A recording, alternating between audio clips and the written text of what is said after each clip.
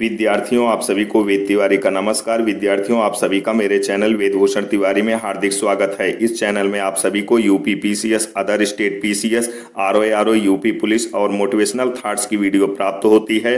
मेरे इस चैनल में सभी वीडियो हैंड राइटिंग नोट्स पर आधारित होती है, जो कि आपके सभी एग्जाम को ध्यान में रखकर बनाया गया है। विद्यार्थियों, मैं आप सभी के लिए जीएस के सभी पार्ट्स जैसे इतिहास, भूगोल, संविधान, विज्ञान, अर्थशास्त्र, पारिस्थितिकी एवं पर्यावरण, यूपी जी के करंट और सीसेट के सभी पार्ट्स जैसे हिंदी, अंग्रेजी, गणित, रीजनिंग, संप्रेषण आदि सभी प्रकार के विषय की फाइल बनाया हूं। मैं एक एक करके आप लोगों के सामने हर प्रकार की फाइल की वीडियो पेश करूंगा। इन वीडियो को प्राप्त करने के लिए मेरे चैनल को सब्सक्राइब कर लीजिए और इन फाइलों की पीडीएफ प्राप्त करने के लिए मेरे टेलीग्राम चैनल को ज्वाइन कर लीजिए।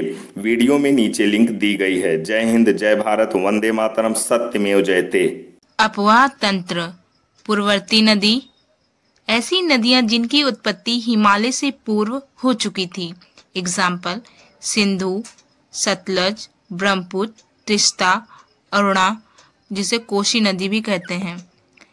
विहांग प्लस लोहिता मिलकर बनती है ब्रह्मपुत्र। अध्यारोपित अपवाह प्रतिरूप: चंबल नदी, दामोदर नदी, स्वर्णरेखा नदी, बनास नदी।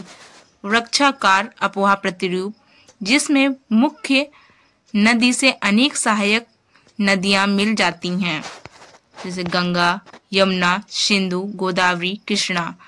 आयतकार अपवाह प्रतिरूप: कोशी नदी, विंध्य नदी। भारत में सर्वाधिक मिलने वाला अपवाह प्रतिरूप आयतकार है। आर्य प्रतिरूप: इसमें नदियां किसी एक स्थान से निकलकर चारों ओर बहती हैं, जैसे नर्मदा, ताप्ती, महानदी। तीनों मिलकर अमरकंटक में। अमरकंटक से निकलकर नर्मदा पश्चिम की ओर, सोन नदी उत्तर की ओर, महानदी पूर्व की ओर बहती है। नर्मदा व ताप्ती नदी पूरब की ओर बहती है। अनुवर्ती नदी: ऐसी नदियां जो अपने ढाल का अनुसरण कर बहती हैं, उन्हें अनुवर्ती नदी कहते हैं। भारत का अधिकांश नदियां अनुवर्ती हैं।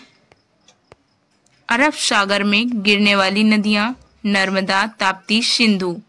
भारत की खाड़ी में गिरने वाली नदियां: माही, साबरमती। कच्छ की खाड़ी में गिरने वाली नदियां: लूनी, बनास। एस्चुअरी बनाने वाली नदियां: नर्मदा, ताप्ती, हुगली, स्वर्णरेखा, पेन्नार। भ्रंश घाटी में बहने वाली नदियां: नर्मदा, ताप्ती, दामोदर। सबसे प्रदूषित नदी अंकलेश्वर नदी है।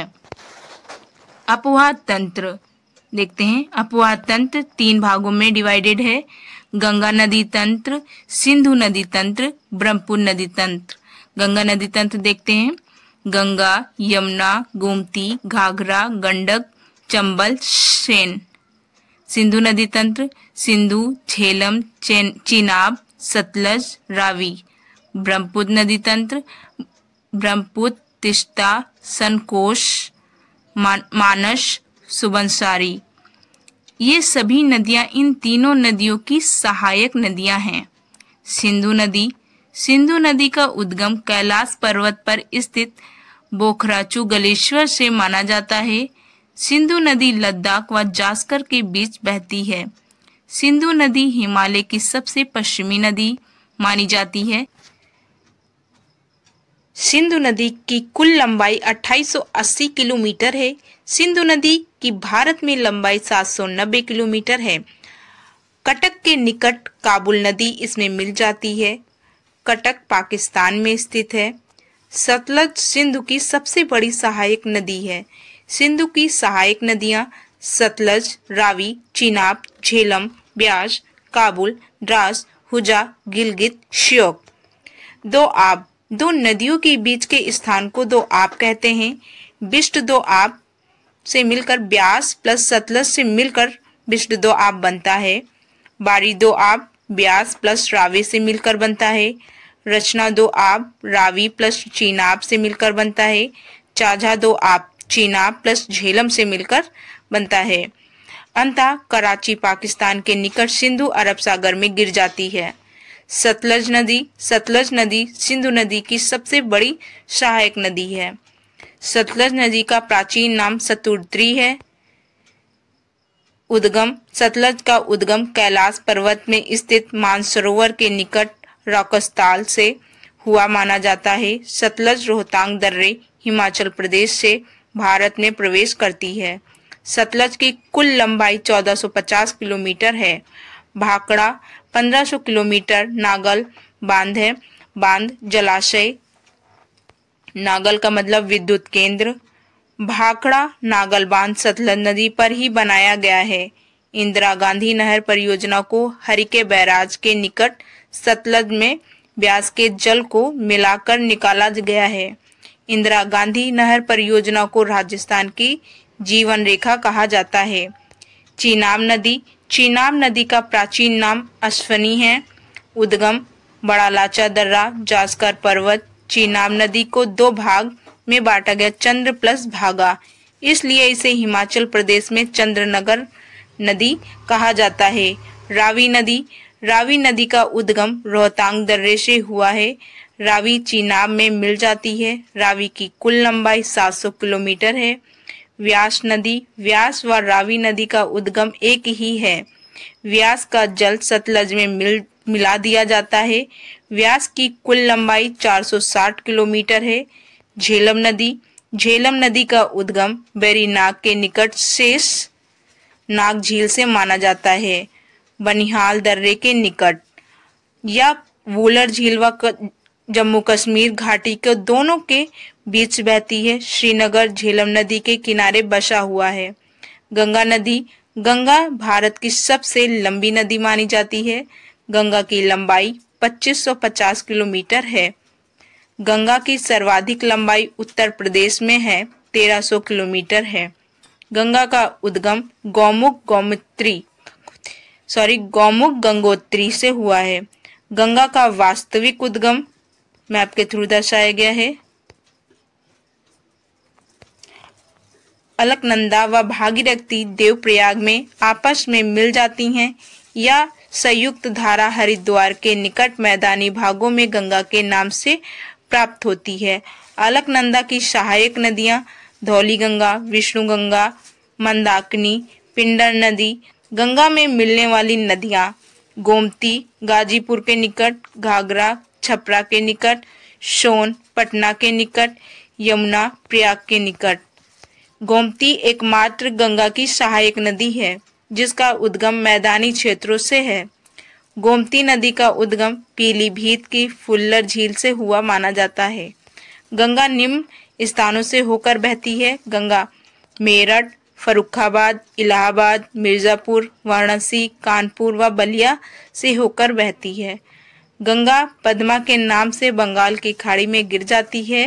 गंगा की सहायक नदी देखते हैं, यमुना, सोन, रामगंगा, हुगली, माता टीला, गोमती, भागीरथी, कोशी, महानंदा, गंडक, अलकनंदा। बंगाल का शोक हुगली को कहा जाता है, बिहार का शोक कोशी को, असम का शोक ब्रह्मपुत्र को। अलकनंदा प्लस भागीरथी को मिलाकर देवप्रयाग बनता है। विष्णु गंगा प्लस धौली गंगा विष्णुप्रयाग में मिलता है।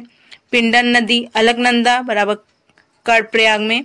मंदाकिनी प्लस अलकनंदा को मिलाकर नंदप्रयाग, प्रयाग का मतलब मिलना होता है। यमुना नदी उद्गम बंदरपूछ के निकट यमुनोत्री ग्लेशियर से हुआ है। यमुना गंगा की विशालतम सहायक नदी है। यमुना की कुल लंबाई 1384 किलोमीटर है। इलाहाबाद में यमुना गंगा में मिल जाती है। यमुना की सहायक नदियां चंबल, बेतवा, केन, धासान, रिहन, हिंडन, टोंस, गिरी, आसान। घाघरा नदी इसे पश्चिम में नेपाल में कारनाली कहा जाता है। उद्गम गुरला माधंत मानसरोवर के दक्षिण में स्थित है। मानसरोवर कैलाश में स्थित है। घाघरा नदी भारत में सर्वाधिक मार्ग परिवर्तन करने वाली नदी है। घाघरा को सर्वाधिक विश्वघाती नदी कहा जाता है। काली नदी, इसका उद्गम मिलाम हिमनद। काली नदी के उपनाम शारदा, गौरी गंगा, सरजू नदी, चौका नदी। जब शारदा नदी भारत व नेपाल सीमा पर बहती है तो इसे काली नदी कहा जाता है। बहरम घाट बाराबंकी में घाघरा के मिलने से पहले यह चौका कहलाती है। शारदा नदी नेपाल व पीलीभीत के बीच एक सीमा बनाती है। लखीमपुर खीरी में इसकी 4 शाखाएं हैं। उल, चौका, दाहोर, दहावर जिसे दहौरा भी कहते हैं, सुहेली, गंडक नदी, इसे नेपाल में शालिग्रामी कहा जाता है। मैदानी भागों में यह नारायणी के नामों से जानी जाती है। यह बिहार के चंपारण से मैदानी क्षेत्रों में प्रवेश करती है। इसका उद्गम नेपाल हिमालय के धौलागिरी पर्वत से होता है। सहायक नदियां त्रिशूल गंगा, बूढ़ी गंडक जिसे काली गंडक भी कहते हैं, सोनपुर बिहार में गंगा से मिल जाती है। सोनपुर पशु मेला के लिए जाना जाता है। इसे अरुणा नदी भी कहा जाता है। अरुण नदी का उद्गम गोसाई थाना से माना जाता है। इसे बिहार का शोक भी कहा जाता है। यह महाभारत व शिवालिक श्रेणी के बीच बहता है। नर्मदा नदी उद्गम मध्य प्रदेश के अमरकंटक से माना जाता है। यह विंध्याचल व सतपुड़ा के बीच बहती है। यह भारत की 5वीं सबसे बड़ी नदी है। नर्मदा नदी पश्चिम की ओर बहने वाली नदी है। यह एस्चुअरी बनाती है। यह भ्रंश घाटी में बहती है। यह अंततः खंबात की खाड़ी में गिर जाती है। धुआंधार जलप्रपात जबलपुर मध्य प्रदेश। धुआंधार जलप्रपात का निर्माण नर्मदा भेड़ा घाट के निकट करती है। नर्मदा की सहायक नदियां तावा, दूधी, शक्कर, कोलार, वरुणा, हिरन, बुढ़नेर, बंजार। ताप्ती नदी उद्गम यह मध्य प्रदेश के बैतूल पठार से निकलती है। यह भी पश्चिम की ओर बहकर खंबात की खाड़ी में गिर जाती है।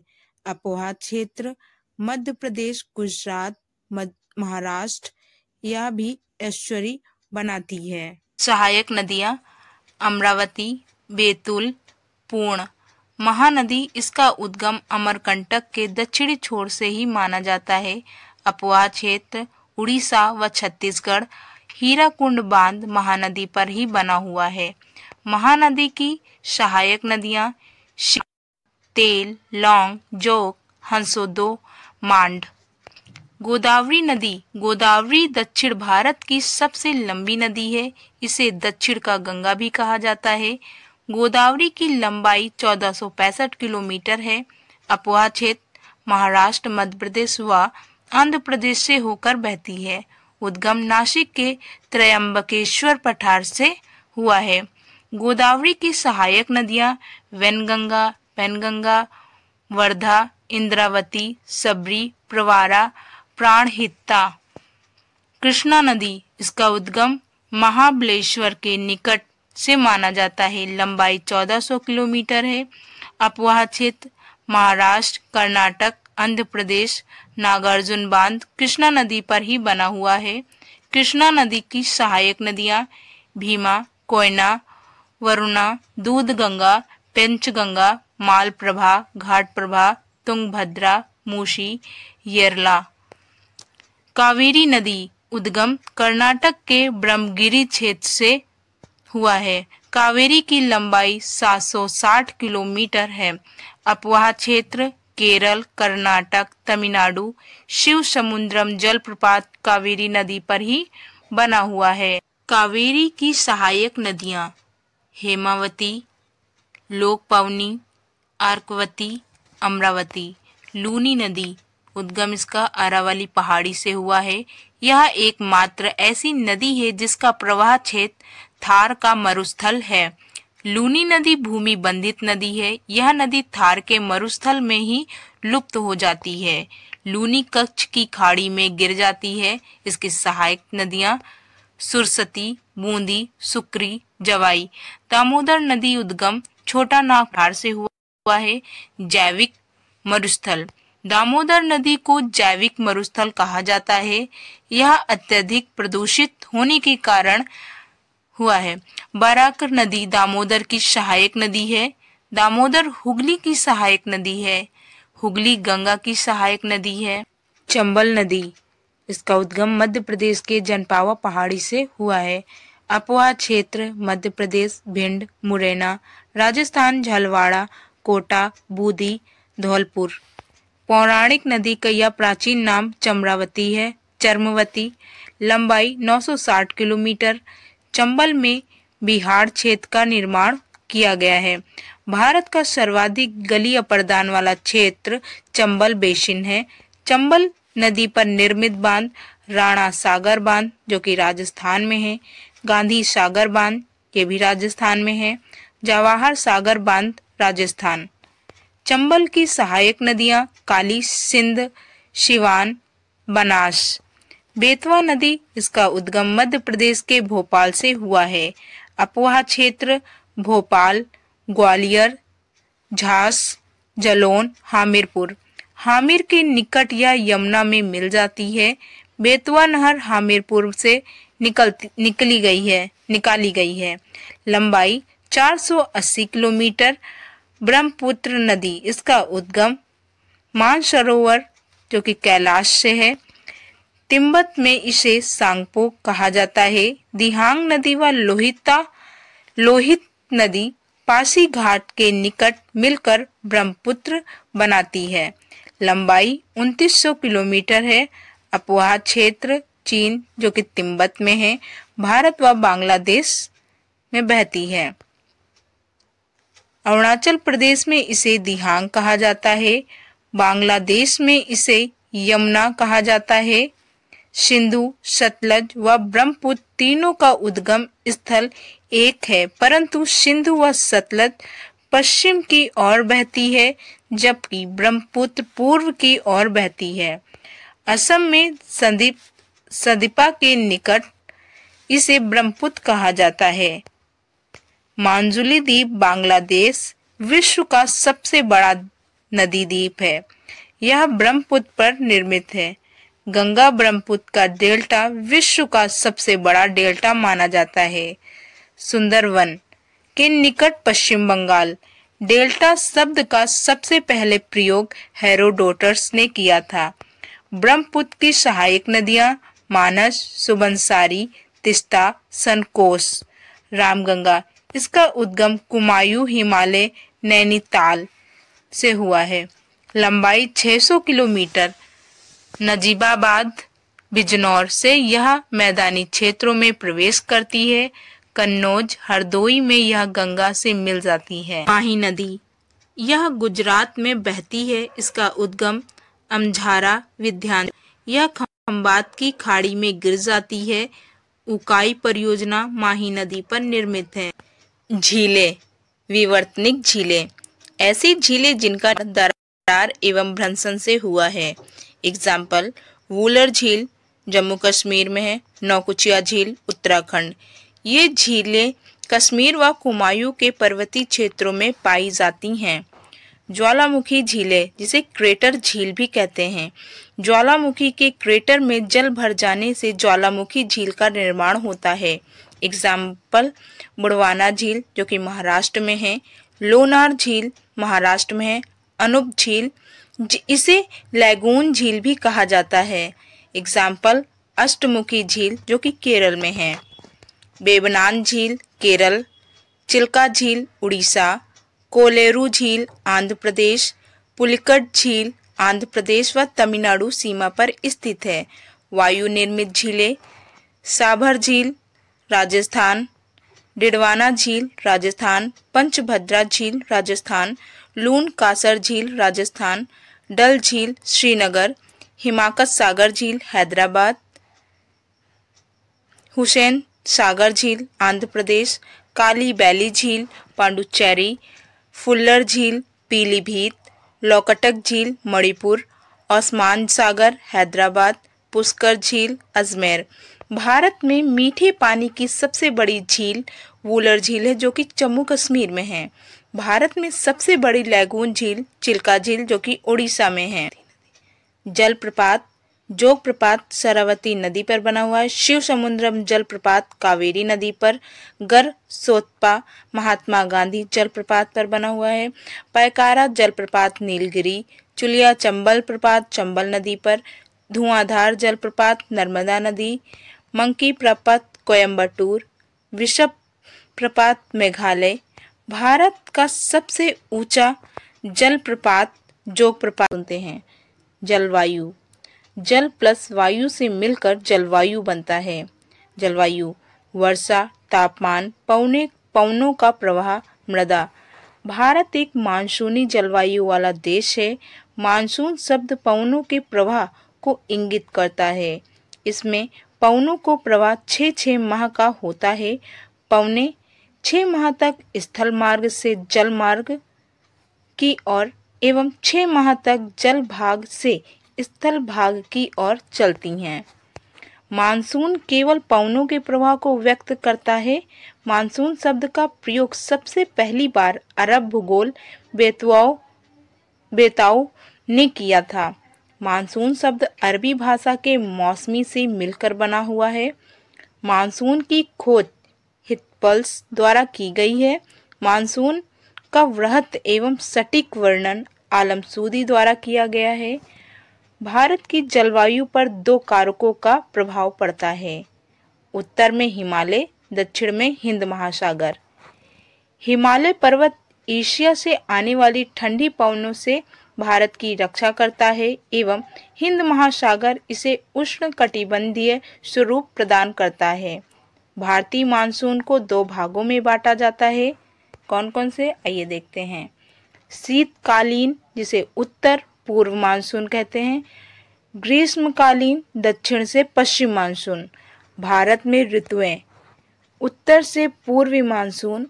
उत्तर पूर्वी मानसून के अंतर्गत 2 ऋतुएं आती हैं।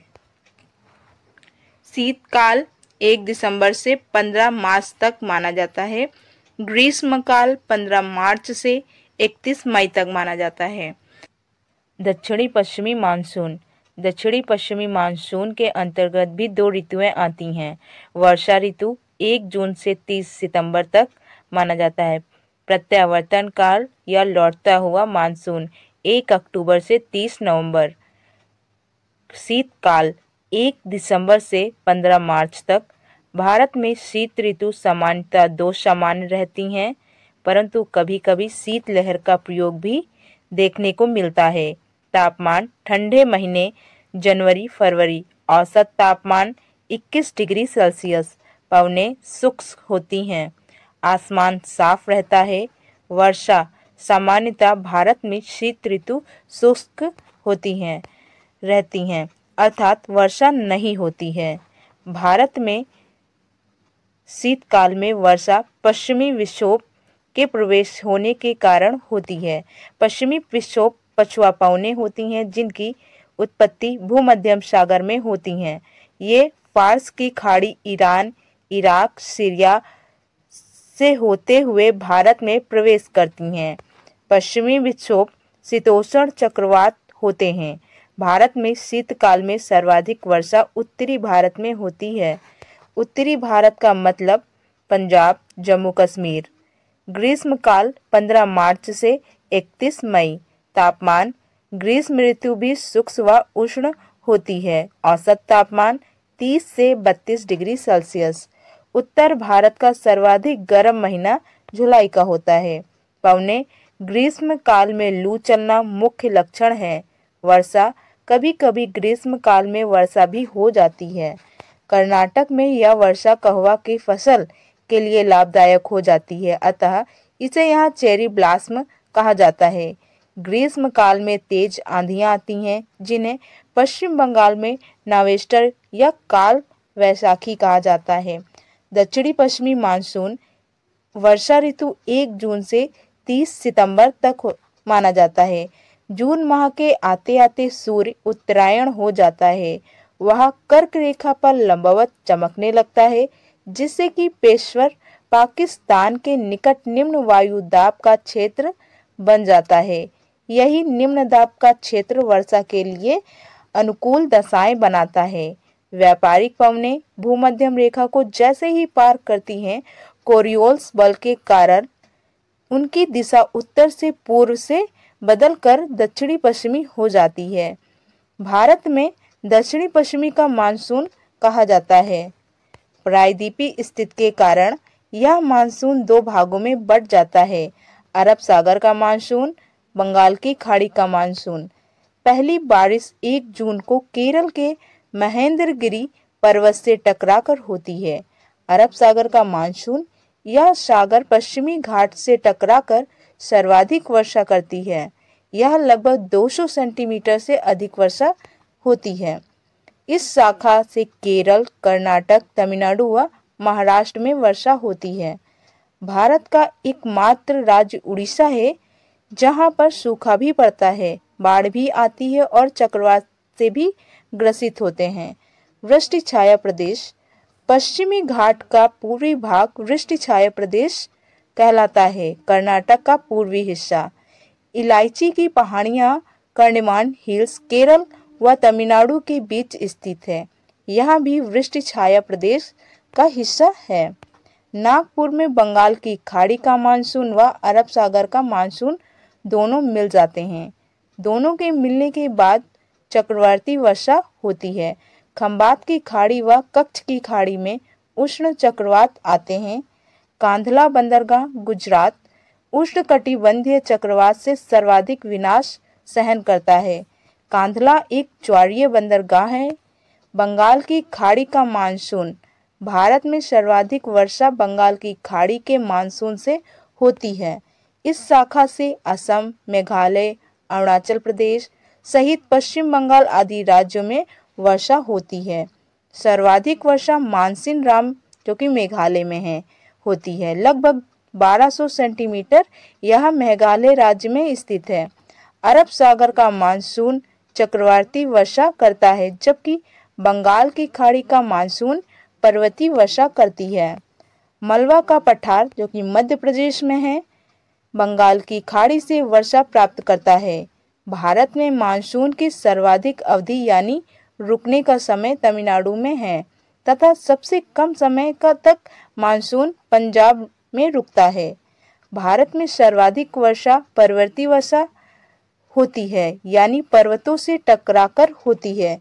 मानसून का प्रत्यावर्तन काल सितंबर माह तक सूर्य दक्षिणायन होने लगता है, फलतः निम्न वायु दाब का केंद्र भी बदल जाता है।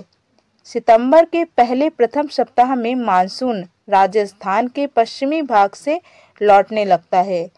भारत में लौटते हुए मानसून से सर्वाधिक वर्षा कोरोमंडल तट यानी तमिलनाडु पर होती है। 21 मार्च बसंत विषुव, 21 सितंबर शरद विषुव। इस तारीख को पूरे विश्व में दिन रात बराबर होते हैं। जेस्ट स्ट्रीम भारतीय मानसून की उत्पत्ति में महत्वपूर्ण योगदान माना जाता है।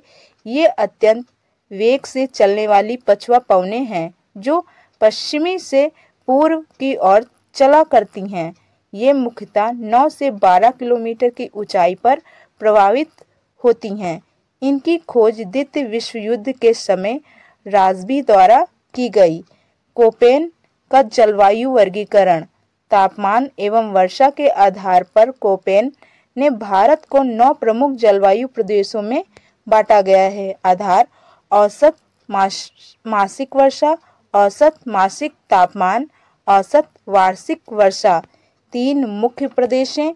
आर्द्र प्रदेश जिसे ए से डिनोट किया गया है, शुष्क प्रदेश जिसे बी, आर्द्र शुष्क प्रदेश सी और डी। आर्द्र मरुस्थल एस ए, मरुस्थल डब्ल्यू, साल भर वर्षा एफ, शुष्क मानसून एम, शुष्क शीत ऋतु डब्ल्यू, उष्ण कटिबंधीय सावना जलवायु एडब्ल्यू जलवायु निम्न क्षेत्रों में पाई जाती हैं: झारखंड, छत्तीसगढ़, ओडिशा, पश्चिम बंगाल। सावना अफ्रीका में पाई जाने वाली घास है। उष्ण कटिबंधीय मानसून जलवायु AMW, कोकड़ा तट, मलवाड़ा तट, पश्चिमी तट, त्रिपुरा, मिजोरम। उष्ण कटिबंधीय अर्ध जलवायु AS जो कि कोरमंडल तट तमिलनाडु में होती है। अर्ध शुष्क स्टेपी जलवायु BSHW कर्नाटक, तमिलनाडु का वृष्टि छाया प्रदेश, पूर्वी राजस्थान, दक्षिणी पश्चिमी हरियाणा। उष्ण मरुस्थलीय जलवायु BWHW थार का मरुस्थल जो कि राजस्थान, जैसलमेर राजस्थान, गंगानगर राजस्थान, बीकानेर राजस्थान में है। मध्य तापीय जलवायु CWG गंगा का मैदान। लघु ग्रीष्म अर्धशीत जलवायु प्रदेश DFC अरुणाचल प्रदेश, सिक्किम। ध्रुवीय जलवायु जिसे ई से दर्शाया गया है और ये जम्मू कश्मीर और हिमाचल प्रदेश में पाया जाता है। टुंडा तुल्य जलवायु सी से दर्शाया गया है जो कि लद्दाख में पाया जाता है। आज हम लोग भारतीय भूगोल में भारतीय मृदा पढ़ेंगे। भारतीय मिट्टियाँ मिट्टियाँ किसी भी देश की जलवायु का अभिन्न अंग मानी जाती हैं। वायलर एवं होलकर ने भारतीय मृदाओं को निम्न भागों में बांटा है। जलोढ़ दोमट मिट्टी, लाल मिट्टी, काली मिट्टी, लेटराइट मिट्टी, मरुस्थलीय मिट्टी। संपूर्ण भारत में पाई जाने वाली मिट्टियों का औसत मृदा भाग प्रतिशत में। जलोढ़ दोमट मृदा 43.6% भाग में पाई जाती है। लाल मिट्टी 18.4% भाग पर पाई जाती है। काली मिट्टी 15.2% भाग पर पाई जाती है। लेटराइट मिट्टी 3.7% भाग पर पाई जाती है। मरुस्थलीय मिट्टी 7.2% भाग पर पाई जाती है। अन्य शेष भाग। भारत में सर्वाधिक पाई जाने वाली मिट्टियों का क्रम जलोढ़ मिट्टी, लाल मिट्टी, काली मिट्टी, लेटराइट मिट्टी। जलोढ़ मिट्टी जलोढ़ मृदा भारत का सबसे बड़ा मृदा वर्ग है। यह भारत के लगभग 15 लाख वर्ग किलोमीटर क्षेत्रफल में फैला हुआ है। यह भारत की सबसे उपजाऊ मिट्टी मानी जाती है। यह नदियों के द्वारा बहकर लाए गए अवसादों के निक्षेपण से बनती है। इसे बागर एवं खादर में बांटा गया है। विस्तार उत्तर प्रदेश, बिहार, पश्चिम बंगाल एवं छत्तीसगढ़ तक माना जाता है। इसमें चूना एवं पोटास की अधिकता होती है। इसमें नाइट्रोजन एवं फास्फोरस का अभाव अधिक होता है। इसमें मुख्यतः गेहूं, धान उपजाया जाता है। अब इसमें गन्ना, तिलहन आदि भी उगाया जा रहा है। लाल मिट्टी यह भारत का दूसरा विशालतम मृदा वर्ग है। यह मृदा लगभग 6 लाख वर्ग किलोमीटर पर फैला हुआ है। आयरन ऑक्साइड एवं उपस्थिति के कारण इसका रंग लाल होता है। विस्तार तमिलनाडु, कर्नाटक का पूर्वी भाग, छत्तीसगढ़, आंध्र प्रदेश, ओडिशा। इसमें मुख्यतः मोटे अनाज उगाए जाते हैं। एग्जाम्पल ज्वार, बाजरा, मक्का। काली मिट्टी भारत का द्वितीय विशालतम मृदा वर्ग है। यह भारत के लगभग 5 लाख वर्ग किलोमीटर में विस्तृत है। काली मिट्टी को रेगूर मिट्टी भी कहा जाता है। घास के मैदान में पाई जाने वाली काली मिट्टी चेरेनोजम कहलाती है। इस मृदा में कपास की खेती अधिक किए जाने के कारण इसे कपास काली मिट्टी भी कहा जाता है। यह स्वतः जुताई वाली मिट्टी है। इसमें नमी धारण करने की क्षमता सर्वाधिक होती है। यह गीली होने पर चिपचिपी एवं सूखने पर चटक जाती है, अतः इसमें दरार पड़ जाते हैं। काली मिट्टी का निर्माण ज्वालामुखी उद्गार से निकलने वाली लावा के जमाव से होता है। इसमें जैव पदार्थ का अभाव रहता है, जीवाश्मों का अभाव। इसमें लौहांश की अधिकता रहती है। विस्तार महाराष्ट्र सर्वाधिक होता है। कर्नाटक, गुजरात, मलवा का पठार। उगाई जाने वाली फसलें कपास, चाय, रबर, कहवा, सोयाबीन, मसाले। कौन सा कथन काली मिट्टी के लिए सही नहीं है? इनका विस्तार वेस्टलट चट्टानों पर हुआ है। ये महाराष्ट्र में सुविस्तृत हैं। ये जैव पदार्थ में संपन्न व लोह में विपन्न है। स्वतः कृषि मिट्टी है, तो इसमें सी वाला गलत है। जैव पदार्थ में संपन्न व लोह में विपन्न है, ये गलत है और ये तीनों सही हैं। लेटराइट मिट्टी भारत में लगभग 1.20 लाख वर्ग किलोमीटर क्षेत्रफल में फैला है। लेटराइट मिट्टी का स्वरूप ईंट जैसा है। इनका रंग भी आयरन ऑक्साइड के कारण लाल होता है। भारत में लेटराइट मिट्टी का सर्वाधिक विस्तार तमिलनाडु में है। अन्य विस्तार अरावली, सह्याद्री, नीलगिरी, राजमहल पहाड़ियाँ। यह मिट्टी पहाड़ियों की ढालों पर प्रमुखता से पाई जाती हैं। सर्वाधिक निचलित मिट्टी लेटराइट में पाई जाती है। इसमें मुख्यतः चाय एवं कहवा के बागान लगाए जाते हैं।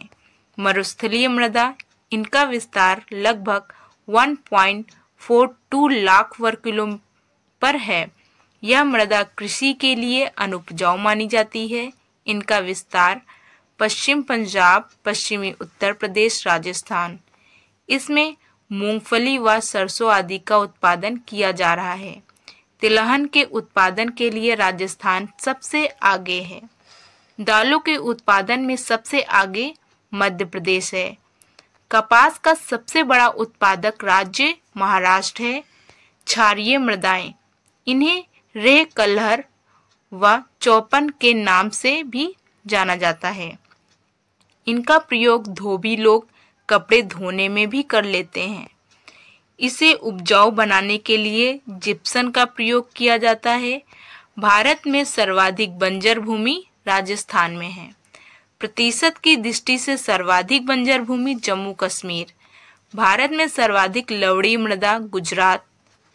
मृदा प्रदान, भौतिक कारकों द्वारा भूपर्यटी ऊपरी परत पर पाई जाने वाली मृदा का धीरे धीरे क्षरण होने मृदा प्रदान कहा जाता है। मृदा प्रदान को किसानों की मौत जैसे शब्दों से संबोधित किया गया है। मृदा प्रदान को रेंगती हुई मृत्यु भी कहा जा गया है। मृदा प्रदान के प्रकार परतदार अप्रदान, गलीय अप्रदान, अवनालिका प्रदान। परतदार अप्रदान भौतिक कारकों द्वारा जब मृदा की ऊपरी परत धीरे धीरे कटने लगती है तो इसे परतदार अप्रदान कहा जाता है। एग्जाम्पल, खाली पड़ी जमीन, चरगाह, ढलुए खेत। परतदार अप्रदान को सर्वाधिक खतरनाक अप्रदान माना जाता है। गलीय अप्रदान, जब मृदा अप्रदान छोटी छोटी नालियों के रूप में होते हैं तो इसे गलीय अप्रदान कहा जाता है। इसका सर्वाधिक प्रभाव अर्ध मरुस्थलीय क्षेत्रों में पड़ता है। अवनालिका अप्रदान, जब गलीय अप्रदान के बड़े रूप होते हैं तो ये छोटी छोटी नालियां बड़ी हो जाती हैं। इसे अवनालिका अप्रदान कहा जाता है। भारत में अवनालिका अप्रदान से सर्वाधिक प्रभावित क्षेत्र चंबल घाटी क्षेत्र या मलवा पठार माना जाता है। भारत में बंजर उत्खत भूमि के क्षेत्र। पंजाब में शिवालिका का पश्चिमी ढाल, दक्षिणी पश्चिमी ढाल, चंबल व उसके सहायक नदियां का दोआब क्षेत्र, छोटा नागपुर का पठार, राजमहल पहाड़ियां, खंबात की खाड़ी जो कि गुजरात में है। विश्व में कुल 40% भूभाग पर मरुस्थलीय पाया जाता है। वायु द्वारा अपर्दित क्षेत्र हरियाणा, रोहतक, गुड़गांव, हिसार, भवानी। पंजाब फिरोजपुर, कपूरथला। उत्तर प्रदेश आगरा, इटावा, मैनपुरी, मथुरा। प्राकृतिक वनस्पतियां, वन। पर्यावरण की दृष्टि से समस्त भूभाग पर 33% भाग पर वन आवश्यक है। वन सर्वेक्षण रिपोर्ट 2005 के अनुसार भारत के लगभग 23% भूभाग पर वन पाए जाते हैं। भारत में सर्वाधिक वन वाले क्षेत्र मध्य प्रदेश, अरुणाचल प्रदेश, छत्तीसगढ़, ओडिशा। विश्व में सर्वाधिक वन, रूस में सर्वाधिक वन वाला महाद्वीप दक्षिणी अमेरिका, सर्वाधिक सघन वन अमेजन बेसिन ब्राजील। प्रतिशत की दृष्टि से सर्वाधिक वन मिजोरम, नागालैंड, अरुणाचल प्रदेश, अंडमान निकोबार। सबसे कम वन प्रतिशत वाला राज्य हरियाणा, पंजाब। सर्वाधिक वन प्रतिशत वाला केंद्र शासित प्रदेश अंडमान निकोबार। न्यूनतम वन प्रतिशत वाला केंद्र शासित प्रदेश दमन दीव। ये 2012 का है। आपको करंट के हिसाब से ये वन क्षेत्र पढ़ना होगा। अब इसके आगे विश्व का कुल वन क्षेत्र 4033 लाख हेक्टेयर है, जो कुल भू क्षेत्र करीब 31% है। विश्व में वनों का औसत प्रति व्यक्ति आकलन 0.6 हेक्टेयर के स्तर पर है। दक्षिणी एशियाई क्षेत्रों में वनवारण यह के कुल भौगोलिक क्षेत्र का 19% है, जबकि भारत में यह 23% है। भूटान, श्रीलंका एवं नेपाल में वनवारण प्रतिशत भारत से अधिक है। सूडान के विभाजित होने के बाद शीर्ष देशों में वनवारण को लेकर भारत 9वें स्थान पर आ जाएगा। उष्णकटिबंधीय सदाबहारी वन, चौड़ी पट्टी वाले उष्णकटिबंधीय मानसूनी वन, पर्णपाती वन, उष्णकटिबंधीय शुष्क वन, कांटेदार वन, डेल्टाई वन, पर्वतीय वन, उष्णकटिबंधीय सदाबहारी वन। इस प्रकार के वन उन क्षेत्रों में पाए जाते हैं जहां वर्षा 200 सेंटीमीटर या इससे अधिक होती है। ये वन अत्यंत सघन होते हैं। इसमें चौड़ी पत्ती वाले सदाबहारी वृक्षों की अधिकता रहती है, जैसे वृक्ष बांस, तार, रबर, महोगनी, एबोनी, रोजवुड़ा, वेत, असम, मेघालय, त्रिपुरा, मिजोरम, अंडमान निकोबार। उष्णकटिबंधीय पतझड़ वाले वन। उष्णकटिबंधीय पतझड़ वाले वन उन क्षेत्रों में पाए जाते हैं जहां वर्षा 150 सेंटीमीटर तक होती है। इन्हें मानसूनी वन कहा जाता है। ये ग्रीष्म काल की शुरुआत में ही अपनी पत्तियों गिरा देते हैं, अतः इन्हें पतझड़ वाले वन कहा जाता है। वृक्ष साल, शीशम, सागौन, आम, नील, बरगद, चंदन, महुआ, हल्दू, साखू, पकर, गुल्लर। विस्तार उत्तर प्रदेश, मध्य प्रदेश, छत्तीसगढ़, बिहार, कर्नाटक, पश्चिम बंगाल। ये वन सर्वाधिक महत्वपूर्ण होते हैं। इनसे टिकाऊ लकड़ी मिलती है। आकरी का मतलब प्राचीनतम या पुरातन होता है। गोदावरी नदी बेसिन का क्षेत्रफल सर्वाधिक है। उष्णकटिबंधीय शुष्क वन। ये वन ऐसे क्षेत्रों में पाए जाते हैं जहां वर्षा 50 सेंटीमीटर से कम होती है। इन वृक्षों की छाल मोटी, पत्तियां चिकनी व जड़ें काफी गहरी होती हैं। इनको कांटेदार वन कहा जाता है। वृक्ष खैर, बाबूल, नागफनी, खेजड़ा, करिल, आंवला। विस्तार राजस्थान, गुजरात, दक्षिणी पश्चिमी कर्नाटक। डेल्टाई वन। इस प्रकार के वन नदियों के डेल्टा वाले क्षेत्रों में फैले हैं। इन वनों की ज्वारीय वन भी कहा जाता है। इसमें मैंग्रोव वनस्पति पाई जाती हैं, अतः इन्हें मैंग्रोव वन भी कहा जाता है। इनमें सुंदरी नामक वृक्ष अधिक पाए जाते हैं। सर्वाधिक विस्तार पश्चिम बंगाल, गुजरात, आंध्र प्रदेश, ओडिशा। पर्वतीय वन। ये वन हिमालय के पर्वतीय क्षेत्रों में पाए जाते हैं। इनकी प्राकृतिक ऊंचाई के साथ बदलती है। इसको मैप के थ्रू दर्शाया गया है, जैसे कोई वनस्पति नहीं इस पर। और 4800 मीटर टुंडा प्रदेश, 4500 मीटर कोड़धारी वन, 2500 मीटर शीतोष्ण कटिबंधीय वन, 150 मीटर 1500 मीटर सदाबहार एवं पतझड़ वाले वन हैं। जल संसाधन का सर्वाधिक उपयोग कृषि में किया जाता है 78%, ऊर्जा 13%, घरेलू गृहकार्य 6%, उद्योग 3%, मवेशी जानवरों के लिए शेष। भारत में सिंचाई की आवश्यकता क्यों है? भारत एक मानसूनी जलवायु वाला देश है। यहाँ कृषि व जल संसाधन मानसून पर निर्भर रहते हैं। वर्षा की अनिश्चितता, वर्षा का अत्यधिक तेज होना, किसानों की अशिक्षा, सिंचित साधनों का वितरण में सिंचाई महत्वपूर्ण साधन है। नलकूप ट्यूबवेल 38%, नहरें 32%, कुआं 21%, तालाब 9%। भारत की सबसे बड़ी नहर इंदिरा गांधी नहर है, जो कि 690 किलोमीटर है। इंदिरा गांधी नहर हरके बैराज से निकाली गई है। इसमें सतलज व व्यास के जल को मिलाया गया है। यह विश्व की सबसे बड़ी सिंचाई परियोजना है? विस्तार इसका कहाँ कहाँ है देखते हैं। पंजाब, हरियाणा, राजस्थान। सिंचित क्षेत्र हनुमानगढ़, बीकानेर, जैसलमेर। भारत की सबसे बड़ी कृत्रिम झील गोविंद वल्लभ पंत सागर जो कि रिहंद नदी पर निर्मित है। भारत की महत्वपूर्ण नहरें ऊपरी गंगा नहर, गंगा नदी जो कि हरिद्वार के निकट से निकाली गई है। सिंचित क्षेत्र सहारनपुर, मुजफ्फरनगर, मेरठ, गाजियाबाद, बुलंदशहर, अलीगढ़, एटा, इटावा, मैनपुरी, कानपुर, फर्रुखाबाद, फतेहपुर। निचली गंगा नहर या नरोरा बुलंदशहर से निकाली गई है।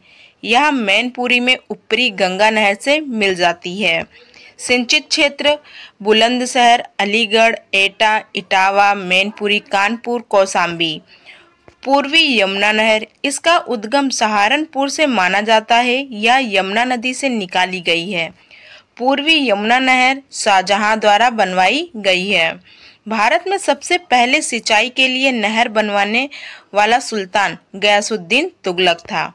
भारत में नहरों का जाल फिरोज शाह तुगलक ने बनवाया था जो कि 5 बड़ी नहरें बनाई थी।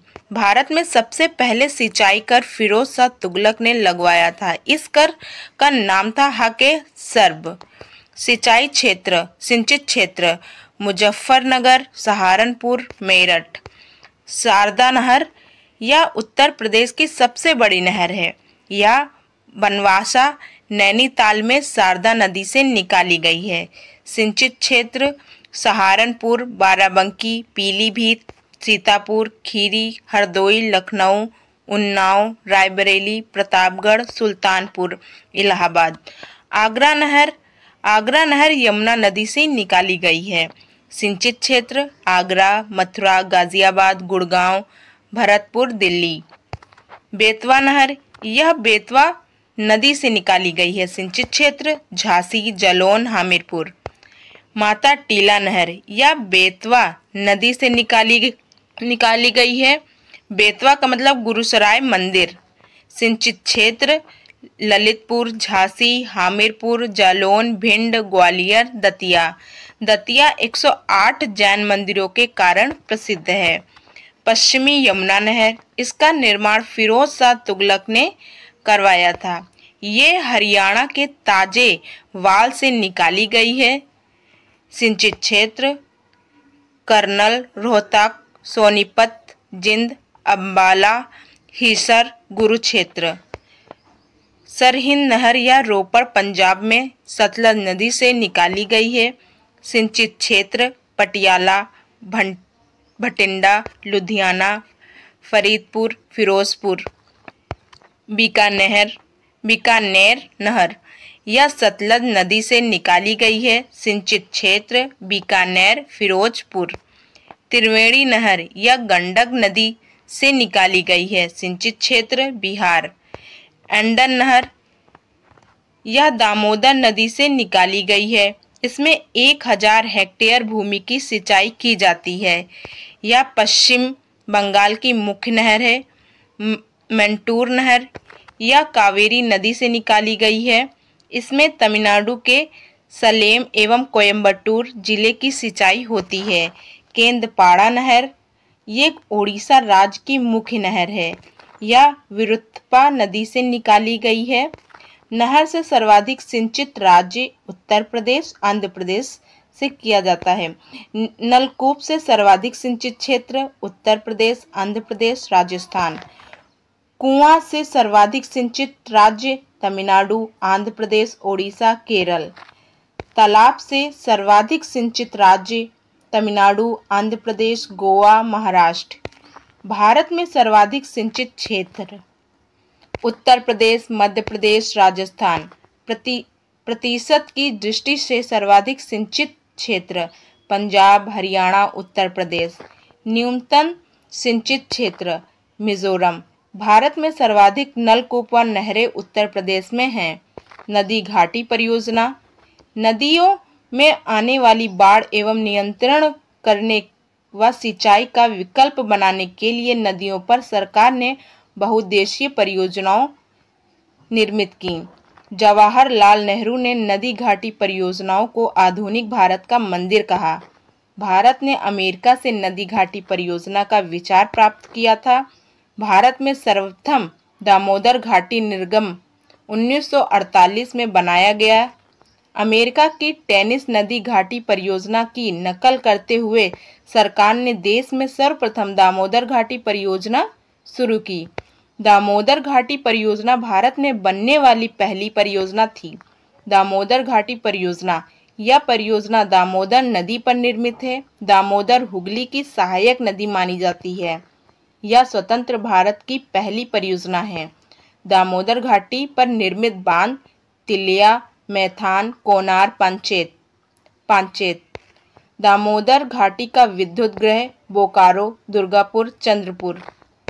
दामोदर घाटी से संबंधित राज्य पश्चिम बंगाल, झारखंड। यह परियोजना 1954 में शुरू की गई। पहले 1948 में दामोदर घाटी निर्गम बनाया गया बांध विद्युत ग्रह। भाखड़ा का मतलब होता है बांध, नागल का मतलब विद्युत ग्रह होता है। यह भारत की सबसे बड़ी परियोजना है। यह सतलज नदी पर निर्मित है। यह विश्व का सबसे ऊंचा बांध है। इसकी ऊंचाई 226 मीटर है। यह विश्व का सबसे गुरुत्विक ऊंचा बांध है। भाखड़ा बांध से लाभान्वित राज्य पंजाब, हरियाणा, राजस्थान। जल को एकत्रित करने के लिए एक कृत्रिम जलाशय बनाया गया है जिसे गोविंद सागर कहा जाता है। यह हिमाचल प्रदेश में निर्मित है। नागल में ताप विद्युत ग्रह बनाया गया है। भाखड़ा नागल से लगभग 10 किलोमीटर स्थित है। हीराकुंड बांध, यह उड़ीसा राज्य में संबलपुर जिले में स्थित है। यह महानदी पर स्थित है। यह विश्व का सबसे लंबा बांध है। इसकी लंबाई 4800 मीटर है। 3 बांध बनाए गए हैं: हीराकुंड बांध, तिरकापाड़ा बांध, नाराज बांध।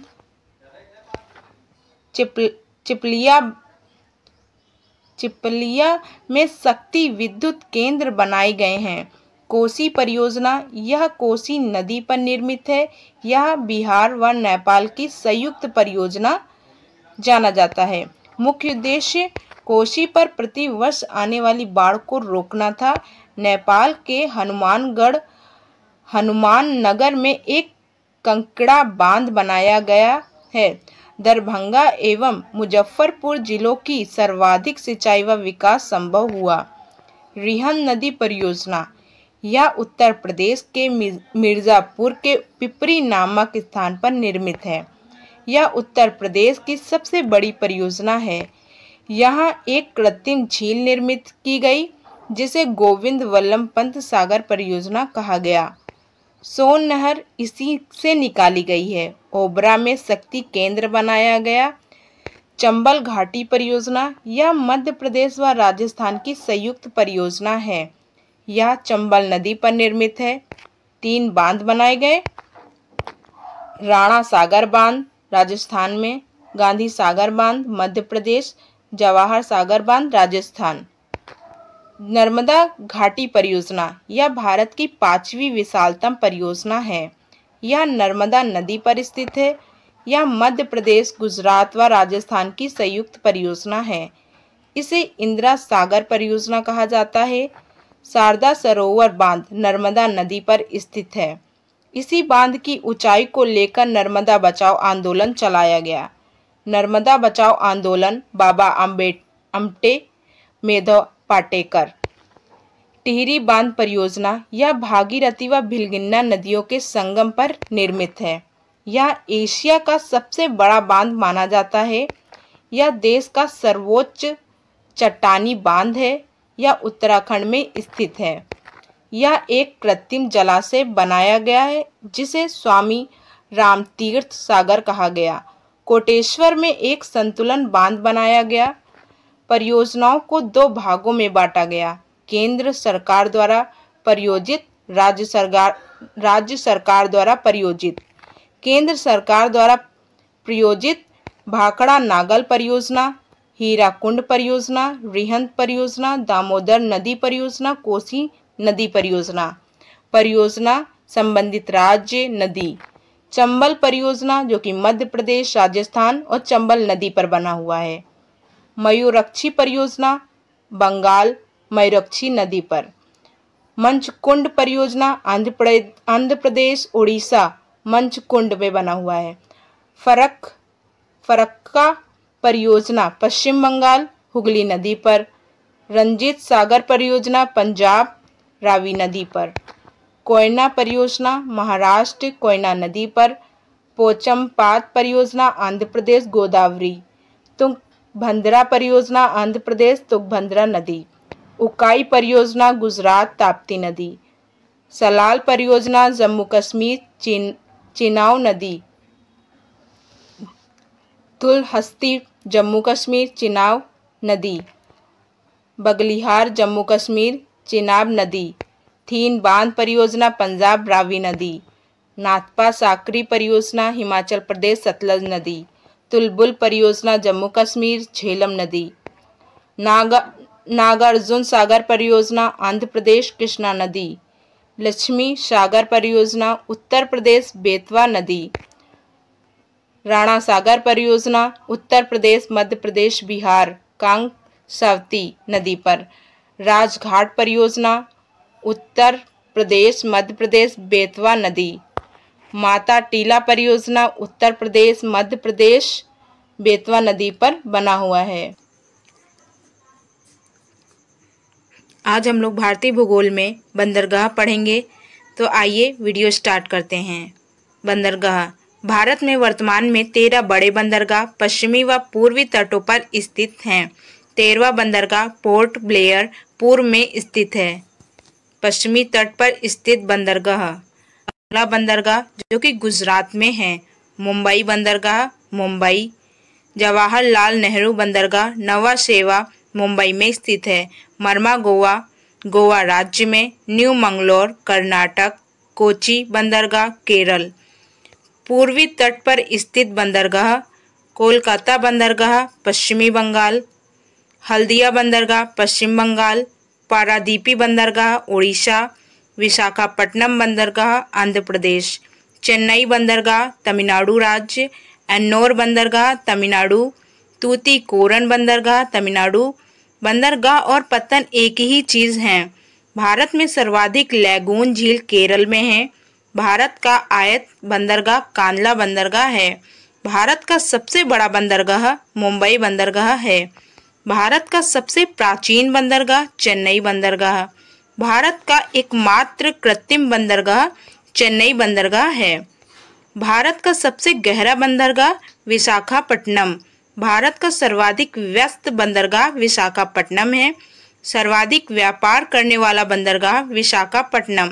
भारत में लैगून झील पर स्थित बंदरगाह कोच्चि बंदरगाह जो कि केरल में स्थित है। भारत का एकमात्र ज्वारीय बंदरगाह कांदला बंदरगाह है। न्यू मंगलोर बंदरगाह से कर्नाटक कुंदेरमुख के लोहे आयस्क का निर्यात किया जाता है। भारत का मत्स्य बंदरगाह तूतीकोरन। भारत का रसायन बंदरगाह दाहेज है। किरीबुरु लोह अयस्क खान के लोहे का निर्यात पारादीपी बंदरगाह से जापान को किया जाता है। मुंबई बंदरगाह यह एक प्राकृतिक बंदरगाह है। यह सालसेट द्वीप पर स्थित है। यह भारत का सबसे बड़ा बंदरगाह है। इसे भारत का द्वार कहा जाता है। यह लगभग 12 मीटर गहरा है। यहाँ से मुख्यतः सूती वस्त्रों का निर्यात किया जाता है। अन्य निर्यातक मध्य कपास, मशीनरी, विनिर्माण वस्तुएं। आयात मध्य तेल एवं लुब्रिकेट्स, इलेक्ट्रॉनिक सामान। कांदला बंदरगाह। कांदला बंदरगाह गुजरात का ज्वारीय बंदरगाह है। ये भुज की रन में स्थित है। इसे FTZ घोषित किया गया। यह भारत का पहला मुक्त व्यापार क्षेत्र फ्री ट्रेड जोन माना गया है। कांदला बंदरगाह का विकास कराची बंदरगाह के पाकिस्तान चले जाने के बाद उसकी कमी को पूरा करने हेतु किया गया है। निर्यातक मध्य हड्डियां, कपास, मशीनरी वस्तुएं। मरमा गोवा पत्तन। मर्मागोवा पत्तन गोवा राज्य में स्थित है। यह जुआरी नदी के बाएं किनारे पर स्थित है। यह सुरक्षित एवं प्राकृतिक पोत्राशय है।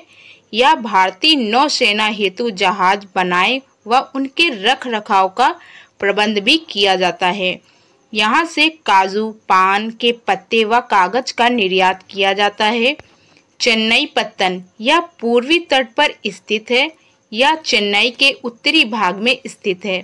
यहाँ भारत का एकमात्र कृत्रिम बंदरगाह है। यहाँ भारत का सर्वाधिक प्राचीन बंदरगाह है। यहाँ एक साथ 22 जहाज आ सकते हैं। यह पत्तन बर्किंघम नहर को काम्बरजुआ नहर से जोड़ता है। बर्किंघम नहर भारत की एकमात्र नौकायन नहर है। एन्नोर पत्तन एन्नोर तमिलनाडु में स्थित है। भारत का पहला निर्गमित बंदरगाह एन्नोर पत्तन है। इस बंदरगाह को चेन्नई बंदरगाह का सहायक बंदरगाह माना जाता है। इसे तमिलनाडु के विद्युत बोर्ड के लिए कोयले की ढुलाई हेतु विकसित किया गया है। नवा शेवा बंदरगाह इसे जवाहरलाल नेहरू ने पत्तन भी कहा जाता है। इसका विकास मुंबई बंदरगाह के दबाव को कम करने के लिए किया जाता है। यह नवीनतम सुविधाओं से सुसज्जित है। यह एक विश्व स्तरीय पत्तन है। इसे कोची बंदरगाह भी कहा जाता है।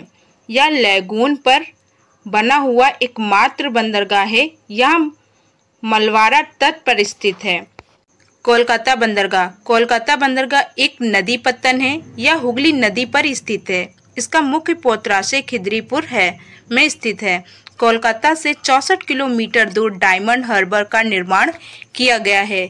हल्दिया बंदरगाह का विकास कोलकाता बंदरगाह के दबाव को कम करने के लिए किया गया है।